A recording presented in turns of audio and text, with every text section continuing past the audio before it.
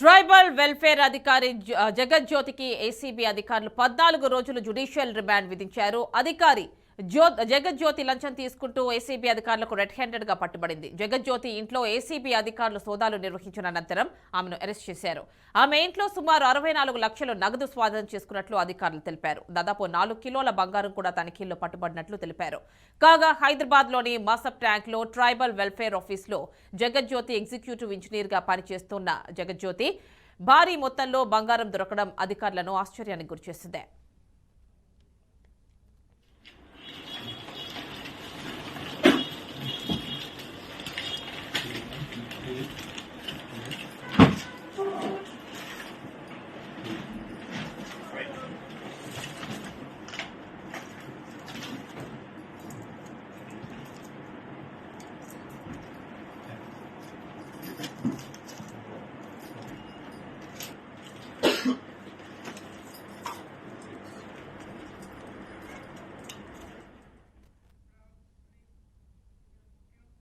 Tribal welfare అధికారి జగజ్యోతికి ACB అధికారులు 14 రోజులు జ్యుడిషియల్ రిమాండ్ విధించారు. ఫుల్ డీటెయిల్స్ మా కరెస్పాండెంట్ క్రాంతి అందిస్తారు. క్రాంతి, చెప్పండి, జగజ్యోతికి 14 రోజుల జ్యుడిషియల్ రిమాండ్ విధించినట్టు తెలుస్తోంది. ఫుల్ డీటెయిల్స్ ఇవ్వండి. ఎందుకంటే మనం సోమవారం రోజు ఏదైతే గిరిజన సంక్షేమ శాఖ ఎగ్జిక్యూటివ్ ఇంజనీర్ జగజ్యోతికి మాత్రం 84,000 లంచం తీసుకుంటూ రైట్ హ్యాండ్ గా ఏసీబీ అధికారులకు చెప్పడం జరిగింది. అనంతరం తన ఇంట్లో కూడా ఏసీబీ అధికారులు దాదాపు ఎందుకంటే 65 లక్షలకు పైగా డబ్బును మరి 1,50,00,000 విలువ చేసే బంగారాన్ని అంటే 4 కిలో బంగారాన్ని కూడా స్వాధీనం చేస్తున్నారు. అయితే తర్వాత గుండె నొప్పి అని చెప్పి ఛాతి నొప్పి అనేసి కారణంతో తను నిన్న ఎందుకంటే ఉస్మానియా హాస్పిటల్లో చికిత్స పొంది దాని రిపోర్ట్స్ ని ఏదైతే వైద్య పరీక్షలు నిర్వహించిన తర్వాత నార్మల్ గా నిలిచిన తర్వాత ఈ రోజు మాత్రం నాంపల్లి ఏసీబీ కోర్టులో హాజరుపరచడం జరిగింది. హాజరుపరిచిన తర్వాత న్యాయస్థానంలో మాత్రం తనకు 14 రోజులు రిమాండ్ కలిగిస్తూ పెన్షన్ కూడా జైలుకి అయితే తరలించారు. మహిళా జైలుకి తరలించి ఎందుకంటే మార్చి 6వ తారీఖు వరకు మాత్రం 14 రోజులు రిమాండ్ ఇవ్వడం అయితే జరిగినది. యామిని, అంటే క్రాంతి, మొత్తంగా ఈమె దగ్గర బంగారం నగదు కాకుండా ఏమైనా ఇంపార్టెంట్ డాక్యుమెంట్స్ కానీ అంటే బ్యాంక్ లాకర్స్ కానీ ఇలాంటివి ఏమైనా ఓపెన్ చేసే ప్రయత్నం చేశారా? దాదాపుగా 65 లక్షల నగదును ప్లస్ ఎందుకంటే 4 కిలోల బంగారం అంటే 1,51,00,000 విలువ చేసే ఆభరణాలు అంటే రకరకాల గోల్డ్ చైన్స్ కావచ్చు, దానికి బంగారు ఆభరణాలు స్వాధీనం చేసుకున్నారు. దీంతో పాటు కొన్ని ఆస్తి పత్రాలు కావచ్చు, ఓపెన్ క్లాస్ కావచ్చు, దీనికి దాదాపుగా 15 కోట్లకు పైగా కూడా అంచనా ఉంటుందని దీని విలువ ఏదైతే డాక్యుమెంట్స్ ని కూడా సీజ్ చేయడం అయితే జరిగినది. అంటే ఇవి కాకుండా ఇంకా ఇంపార్టెంట్ గా ఏమైనా దొరికాయి ఆవిడ దగ్గర, జగజ్యోతి దగ్గర? లేదు, 15 కోట్లు విలువ చేసి డాక్యుమెంట్స్, దాంతో పాటు 4 కిలోల బంగారం మరియు 65 లక్షల నగదును మాత్రమే సీజ్ చేసినట్టు ఏసీబీ అధికారులు వెల్లడించడం జరిగినది.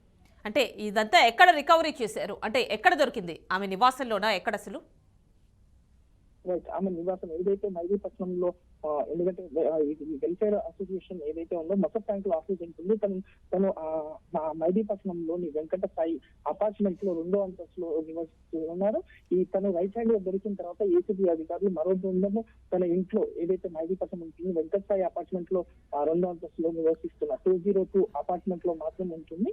అదే ఇంట్లో దాడి చేయగా ఆ సమయంలో ఇంట్లో మాత్రం 65 లక్షల నగదు పాటు 4 కిలోల బంగారం మరియు కొన్ని కీలకమైన పత్రాలను కూడా స్వాధీనం చేస్తున్నారు. దాదాపుగా ఈ ఆస్తి విలువ 15 కోట్లకు పైగా ఉంటుందనేసి ఏసీబీ అంచనా వచ్చింది.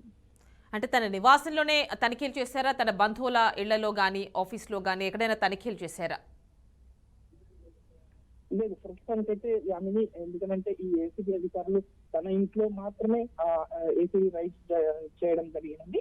చేసిన సమయంలోనే ఇవి ఆభరణాలు కావచ్చు, ఆ నగదుని కావచ్చు, ఎందుకంటే 84,000 లంచం తీసుకుంటూ రైట్ హ్యాండ్ గా ఎందుకంటే ఒక కాంట్రాక్టర్ గా పనిచేస్తున్న నిజామాబాద్ కి సంబంధించిన కాంట్రాక్టర్ ఎందుకంటే ఏదైతే ఎన్ఓసి ఇవ్వాలి అని కోరిన ఈ 2 భవనాలు హైదరాబాద్ లో కట్టిన భవనం కావచ్చు, లేదంటే నిజామాబాద్ లో ఉంటున్న భవనాలు, ఈ 2 భవనానికి సంబంధించిన ఎన్ఓసికి కోరగా ఈ కాంట్రాక్టర్స్ మాత్రం 84,000 డబ్బులు మాత్రం డిమాండ్ చేసినట్లు తెలుస్తుంది. ఇదే సమయంలో కాంట్రాక్టర్ మాత్రం ఏసీబీ అధికారులకు ఆశ్రయించడం జరిగింది. పక్క ఆధారంతో మాత్రం రైట్ హ్యాండ్ గా అమలు ఆవిడ హాస్పిటల్లో కూడా అడ్మిట్ అయింది కదా ఈ తనిఖీల నేపథ్యంలోనే. ప్రస్తుతం ఏమిటి మరి 14 రోజుల రిమాండ్ ఎలా ఉంటుంది? అది రైట్ యామిని, ఎందుకనంటే దొరికిన తర్వాత ఏసీబీ అధికారులకు దొరికిన తర్వాత తను ఏదైతే ఏడవడం కూడా జరిగింది. అంటే నాకు ఎలాంటి సంబంధం లేదు, చేసింది ఎంత చేసిన తర్వాత జగజ్యోతి అనే ఆ ఇంజనీర్, ఎగ్జిక్యూటివ్ ఇంజనీర్ నాకు ఎలాంటి సంబంధం లేదనుకుంటా మాత్రం కొంత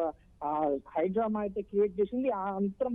ఎందుకంటే ఇంట్లో కూడా ఏసీబీ అధికారులు దాడి చేసిన తర్వాత ఎందుకంటే మంగళవారం తెల్లవారుజామున వరకు దాడులు అయితే జరిగాయి. ఆ అనంతరం మళ్ళీ నాకు ఛాతిలో నొప్పి ఉంది అనుకుంటా మరో డ్రామా అయితే క్రియేట్ చేసింది.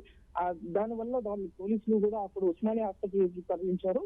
హాస్పిటల్లో వైద్య పరీక్షలు కూడా నిర్వహించిన తర్వాత రిపోర్ట్స్ లో మాత్రం అన్ని నార్మల్ గా రావడంతో తనని ఈ రోజు నాంపల్లి కోర్టులో మాత్రం హాజరుపరిచింది. Right Kranthi, thank you.